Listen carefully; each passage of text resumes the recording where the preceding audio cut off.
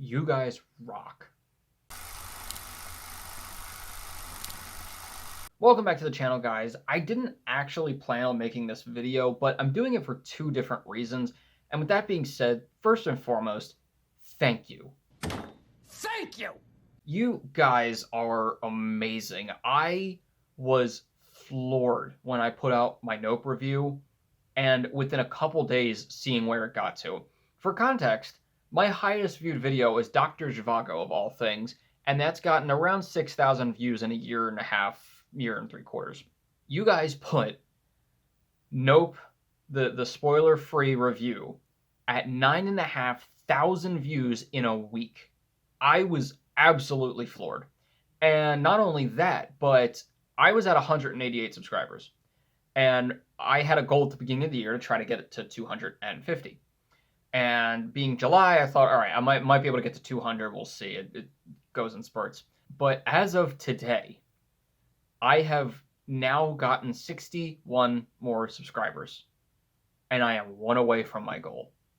In a week, I was beyond shocked, seriously, and I just want to thank every single one of you who watched, liked, commented on the video. You guys had some amazing thoughts, which is the other reason that I'm actually making this video, but the one was to just thank you so much because this is the biggest video I've had so far, and it just really, I don't know, it really made it feel like it's worth it to do these videos because everybody's, people can see them and see my thoughts and we can talk about them, and it was just awesome. So I just wanted to thank you a ton.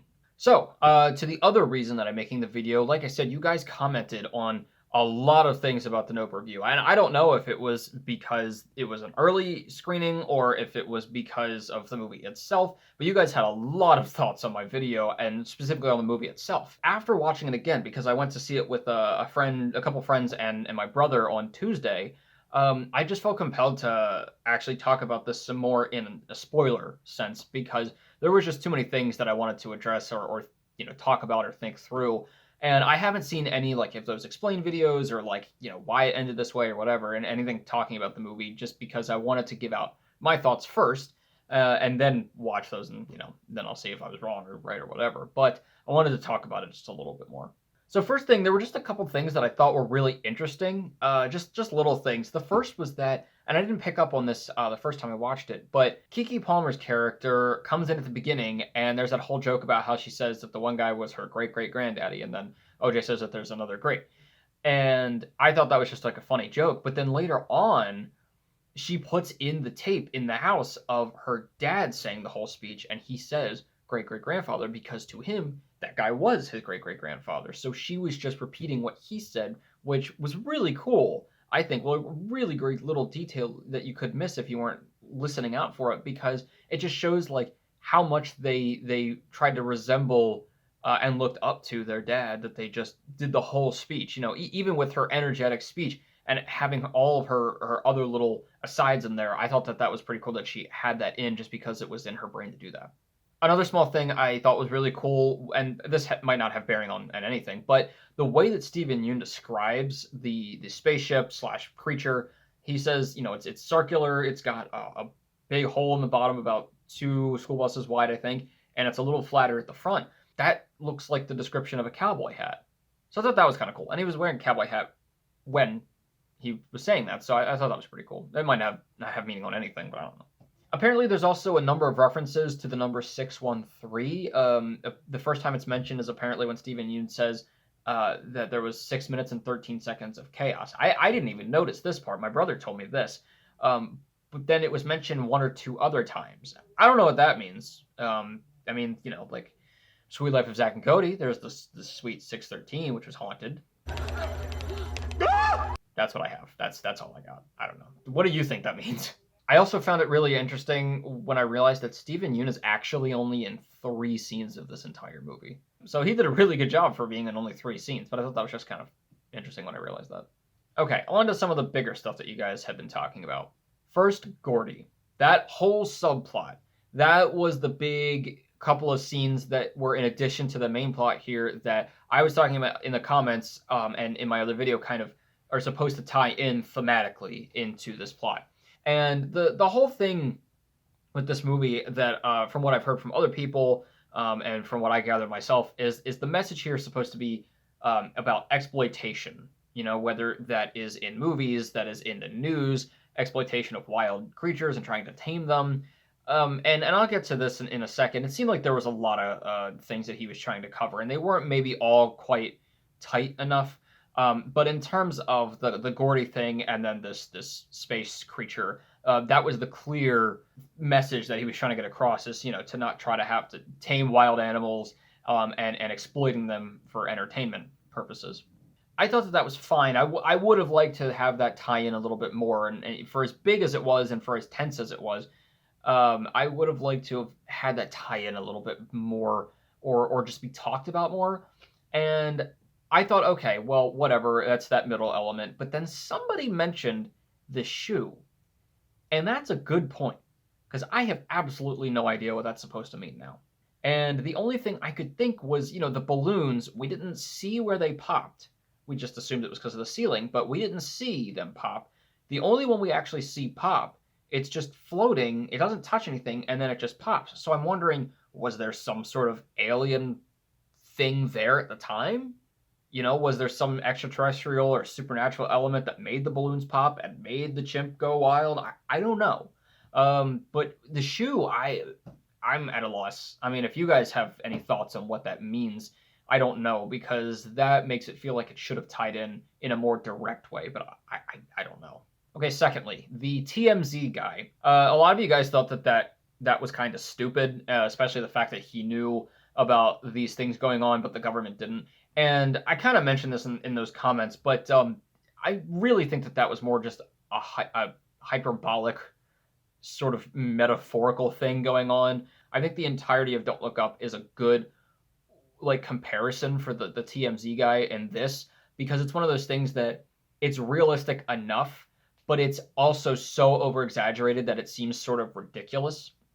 Like the fact that he's on the ground, his arm's broken, and all he cares about is his camera. He's like, "Why aren't you getting a picture of this?" The whole thing was supposed to be that TMZ always has to be the first person there. They always have to be the first to know.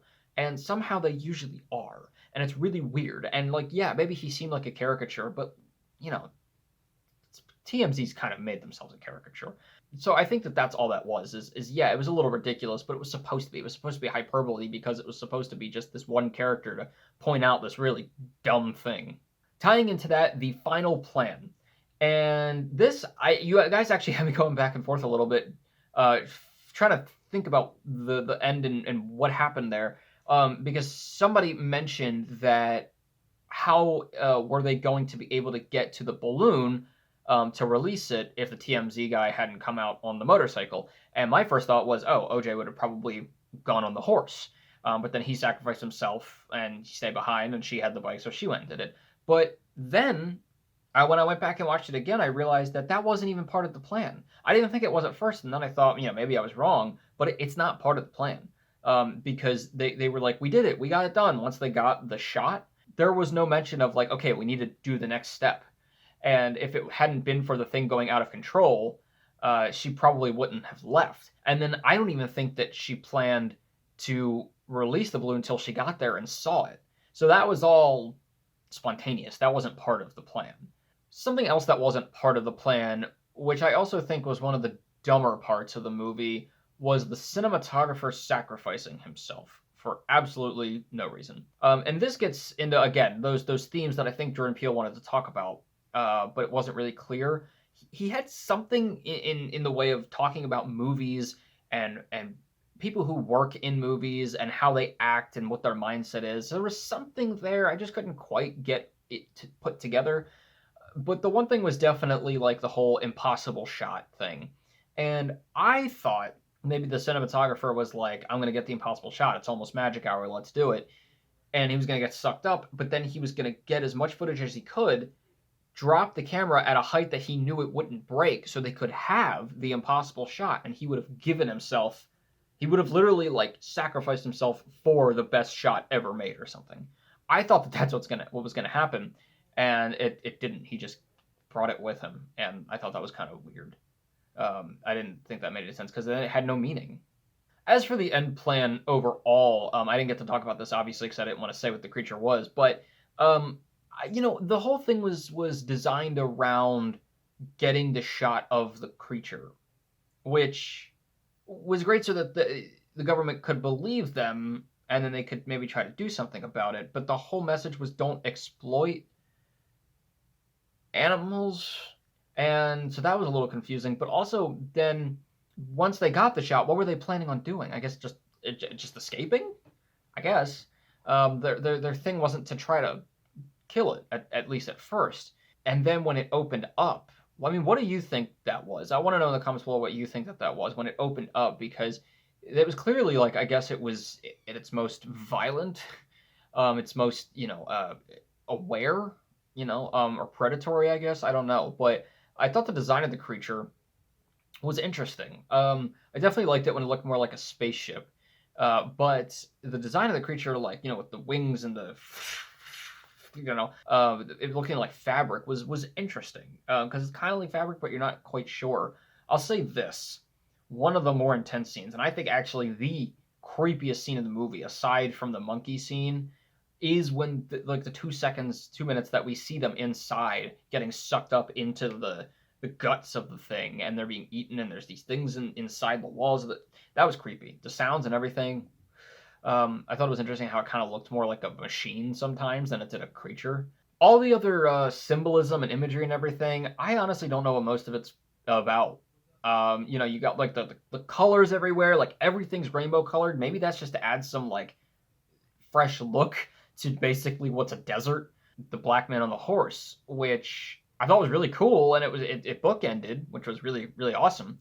I just didn't quite understand why it was there, but it was still cool. I mean, maybe it was just maybe I'm looking too deep into that one. I mean, they were about horses, and it was black man on the horse, and I don't know, but it was cool. The one I really don't quite understand though, and I'm intrigued by because he does it in every movie, is an emphasis on animal eyes. In Get Out, it was the deer. In Us, it was the rabbit. And in this one, it's the horse. And just eyes in general. Alien eyes, like this between the siblings. He has something about eyes, but especially animal eyes. What do you guys think that means? It's creepy as hell. I just don't know. But overall, my thoughts after watching it again are kind of where most of you are, which is it's not bad by any means. Not all of you think that. A lot of you think that it was the worst thing you've ever seen. Which I don't blame you. I mean, it was a little bit of a letdown, but honestly, I think that was on the marketing. Not to say that it was all in the marketing, because I think Jordan Peele knew two different tones that he wanted. He just couldn't decide or blend them well enough. Like the first half's more creepy, the second half is more adventure and sci-fi. And honestly, I think that this should have been less horror based and should have been more Close Encounters of the Third Kind, Jaws, because I mentioned in my spoiler free review, but this movie reminded me of Jaws, how the first half is a little creepier and then the second half is more they go out into the ocean and try to find it. And I don't even honestly see that as a horror movie. I see it as a sort of a thriller. And this one, I think they laid on the horror aspect too much in the trailers and got us excited for something that was a mystery horror when it was more so of like an adventure or sci-fi type deal with a little bit of creepy stuff here and there. But again, that's on the marketing, but it's also on Jordan. I think he had a lot of great ideas, a lot of great concepts, a lot of great themes and messages that he wanted to talk about. But I definitely think that it could have been tighter. It could have gone through, it could have had another couple of passes in the screenplay before it was done. I don't think this was necessarily the final product that we should have gotten. That being said, like I said, it's still a really incredible movie, especially visually to watch. The cinematography I didn't even talk about, but it was freaking amazing. But yeah, it does leave me, like a lot of you guys, afterwards thinking, I don't need to watch it again for a while. I'll definitely watch it again, but it's not like this need to be like, oh, I need to see that again. It leaves you a little, one of you mentioned cold, and I think that's a good, it leaves you a little like, okay, it ended okay, yeah.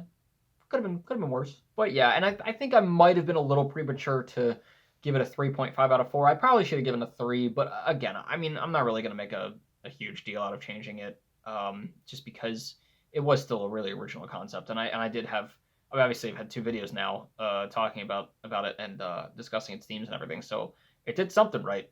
Well, those are all of my thoughts on the spoiler aspects of everything. Let me know down in the comments below more of your thoughts. I would love to keep having these conversations because there are still some things that are pretty open-ended and pretty abstract, which, you know, for Jordan Peele is not uncommon. But thank you, thank you, thank you again for watching the other Nope review. You guys are amazing. Stick with me for all the other ones because we have a lot of really cool stuff coming up at the end of the second half of this year. A lot of things that aren't necessarily big blockbusters, but a lot of really original ideas, and I'm super excited for that. So I think we're gonna have a lot of these cool conversations coming up. And as always, keep your hopes high, your stress low, and movies right in the middle. I'll see you guys later.